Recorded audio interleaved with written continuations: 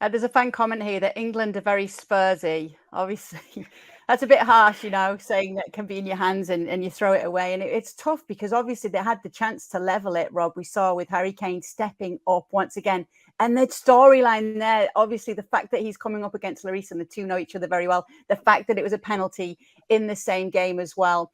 And it's just something I want to go back to just with England, because I saw one of our colleagues as well, James Ollie, saying it's a bold decision from Gareth Southgate. He's got the feeling now he can go toe-to-toe with the big sides and he doesn't have to do certain things to accommodate for them, to adapt to them. In fact, even going into it, we keep hearing about this report that he commissioned into France's win 4 years ago, the fact that they'd had that heartbreak in Euro 2016 on home turf and that they were able to bounce back. They were able to rally back and win the World Cup in 2018. He wanted to know how France took a step after losing the Euros, how they managed to do that. And then coming into this one, he's obviously feeling confident in his side.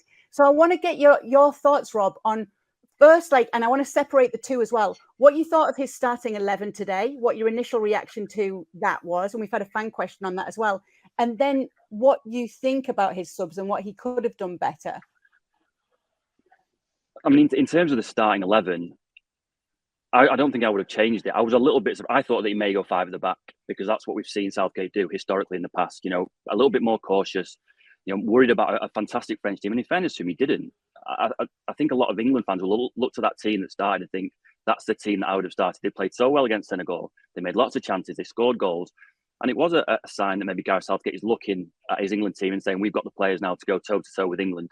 I think the problem is now, given that they've lost, is that it's very easy to stick the boot in and say, your starting 11 wasn't right, the subs weren't right, this wasn't right.